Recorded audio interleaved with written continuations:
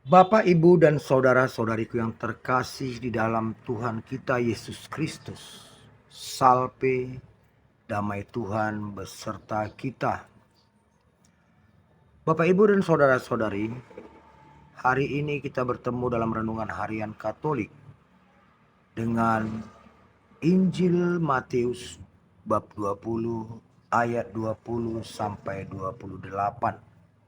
Dalam Injil ini dikisahkan bagaimana ibu dari anak-anak Zebedeus atau ibu dari Yakobus dan Yohanes datang kepada Yesus. Ia memohon agar Yesus memberi perintah kepada kedua anaknya agar mereka kelak dapat duduk di sebelah kanan dan sebelah kiri Yesus. Melihat atau membaca ucapan dari ibu Yohanes dan Yakobus ini, saya teringat kepada satu lagu di masa saya anak-anak. Di sana dikatakan dalam syairnya, kasih ibu kepada beta tak terhingga sepanjang masa. Dan ini jugalah yang mungkin yang menginspirasi ibu dari anak-anak Zebedeus ini hingga datang kepada Yesus memohon agar kedua anaknya diberi perintah dengan satu pengharapan kelak anak-anaknya akan duduk di sebelah kanan dan sebelah kiri Yesus. Dan ini adalah naluri seorang ibu. Bahkan kita pun bisa lihat di kehidupan kita sekarang, para ibu begitu perhatian kepada anak-anaknya di masa sekarang, bahkan untuk masa depannya. Dan bahkan lupa memikirkan dirinya, lebih banyak memikirkan anak-anaknya. Tapi Yesus menjawab, hal duduk di sebelah kanan dan sebelah kiriku, aku tidak mempunyai hak. Bapa kepada siapa ia berkenan yang akan menentukan dan memberikannya. Nah, Bapak, Ibu, dan saudara-saudari yang terkasih, mendengar jawaban Yesus ini bahwa Yesus tidak mempunyai hak, tapi Bapalah yang akan menentukan pada siapa tempat itu diberikan dan siapa yang berhak menempati tempat itu. Seakan-akan kita akan mendapat suatu kesimpulan atau suatu definisi.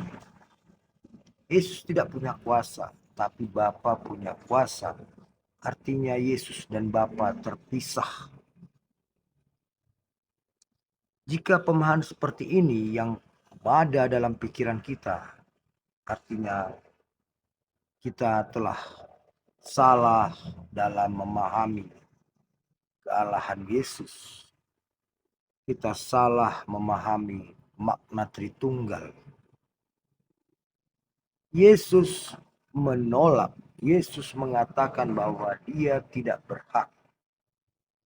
Sebab Yesus tidak ingin melangkahi wewenang sebagai anak. Walaupun dia sendiri tahu siapa yang akan menempati tempat-tempat di surga, sebelah kanan dan sebelah kirinya. Namun sebagai anak, ia tidak mau mengambil posisi Bapa. Namun saat dia nanti menjadi Allah di posisi Bapa, dia jugalah yang akan menentukannya. Nah, Bapak, Ibu, dan saudara-saudara yang terkasih, di sini ada teladan yang dapat kita contoh dari sikap Yesus agar kita tidak sewenang-wenang. Walaupun kita tahu bila bukan kapasitas kita untuk menyatakannya, agar kita tidak menyatakannya. Ini adalah teladan dari Yesus. Jangan angkuh dengan yang kita tahu. Sebab bila itu bukan porsi kita, jangan kita melakukannya. Selanjutnya Yesus mengajar kepada para muridnya. Begitu juga kepada ibu Yohanes dan Yakobus.